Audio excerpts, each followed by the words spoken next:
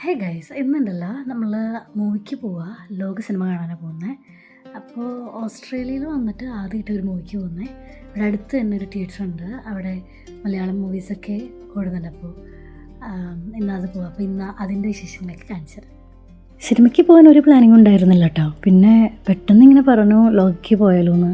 അപ്പോൾ ടിക്കറ്റ്സ് നോക്കി കഴിഞ്ഞപ്പോൾ ഉണ്ടായിരുന്നു. അപ്പോൾ അങ്ങനെ പോയതാണ്. ഇവിടെ ഒരു 5 കിലോമീറ്റേഴ്സിൻ്റെ ഉള്ളിൽ തന്നെ സ്റ്റാൻഡ് എന്ന് പറഞ്ഞിട്ടൊരു തിയേറ്റർ ഉണ്ട്, അവിടെയാണ് പോയിട്ടുണ്ടായിരുന്നത്. അപ്പോൾ ആദ്യം തന്നെ ഞാൻ സീറോ മോയ്സ്ചറൈസറൊക്കെ തേക്കുന്നുണ്ട്. രാത്രി ആയതുകൊണ്ട് ഞാൻ സൺസ്ക്രീനൊന്നും ഇടുന്നില്ല. പിന്നെ മസ്കാരയും ലിപ്സ്റ്റിക്കും ഇട്ട് പരിപാടി നിർത്തി. ഷോ 6:30 പക്ഷെ ഇപ്പോഴും ഞങ്ങൾ റെഡിയായി കഴിഞ്ഞിട്ടില്ല. ഇതിപ്പോൾ നാട്ടിലാണെങ്കിലും സിനിമ തുടങ്ങി കഴിഞ്ഞിട്ട് നമ്മളവിടെ കാലുകുത്തു.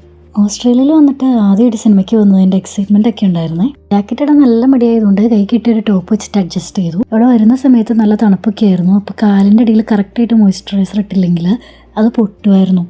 അപ്പോൾ കിടക്കുന്നതിന് മുന്നും എവിടെയെങ്കിലും പോവുകയാണെങ്കിലും ഒക്കെ ഞാൻ മോയ്സ്ചറൈസർ ഉപയോഗിക്കും. ഞാൻ ശരിക്കും പറഞ്ഞാൽ ഒരു ഹൈപ്പ് ഇട്ടൊന്നുമല്ല ഈ സിനിമ കാണാൻ പോയത്. ലോകയ്ക്ക് പോയാലോ എന്ന് ചോദിച്ചു. ആരുടെ സിനിമയാണെന്ന് പോലും എനിക്കറിയില്ലായിരുന്നു. വരാമെന്ന് പറഞ്ഞു, അങ്ങനെ പോയതാണ്. പ്രതീക്ഷിച്ച പോലെ അല്ലായിരുന്നു. ഇന്ന് നല്ല തണുപ്പുണ്ടായിരുന്നു. ഇവിടെ പിന്നെ ഓരോ ദിവസവും ഓരോ രീതിക്കാണ്. ഇന്നലെ ഇപ്പോൾ ചൂടായിരുന്നെങ്കിൽ ഇന്ന് നല്ല കാറ്റും തണുപ്പുമായിരിക്കും. അങ്ങനെ സ്ഥലത്തെത്തി ഞങ്ങൾ ഓടുമായിരുന്നു. കാരണം സിനിമയൊക്കെ തുടങ്ങിയിട്ട് 15 മിനിറ്റ് കഴിഞ്ഞിട്ടുണ്ടായിരുന്നു. അങ്ങനെ ഫസ്റ്റ് ഹാഫ് കഴിഞ്ഞു, ഇൻ്റർവെല്ലായി, സെക്കൻഡ് ഹാഫ് കഴിഞ്ഞു.